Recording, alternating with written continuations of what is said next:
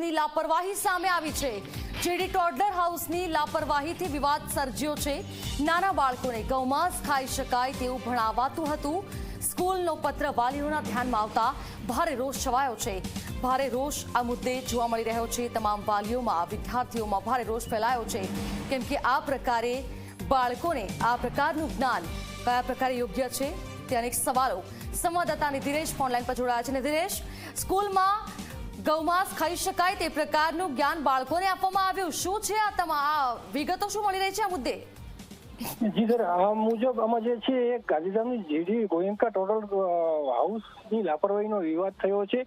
એમાં જે સ્કૂલની અંદર નાના બાળકોને ભણાવવામાં આવતું, એમાં જે ગાયનો છે પ્રશ્ન, એ ગાયના પાઠની અંદર નાના બાળકોને એનું દૂધ પીએ છીએ આપણે અને એને ગૌમાંસ પણ ખાઈ શકીએ છીએ એવું એક ભણાવવામાં આવતા અને આ પત્ર વાલીઓના હાથમાં આવતા આક્રોશ ફેલાયો છે અને વાલીઓ દ્વારા સ્કૂલને પણ રજૂઆત કરતા સ્કૂલ દ્વારા માફી પત્ર પણ પ્રસિદ્ધ કરવામાં આવ્યો છે।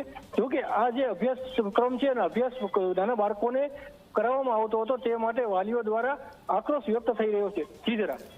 બિલકુલથી આભાર આપનો તમામ જાણકારી માટે।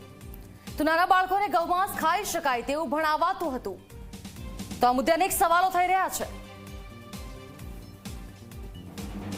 સ્કૂલે માફી પત્ર પણ પ્રસિદ્ધ કર્યો છે।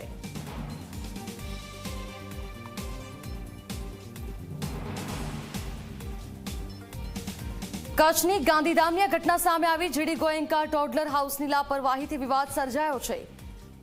તો નાના બાળકોને આ પ્રકારનું ખોટું જ્ઞાન અપાતા તેમના માનસપટ પર કયા પ્રકારની અસર થશે તે વિચાર્યા વગર બાળકોને આવું ભણાવવામાં આવ્યું। સ્કૂલનો પત્ર, જો કે હવે માફી પત્ર પ્રસિદ્ધ કરી સ્કૂલ દ્વારા માફી માંગવામાં આવી છે।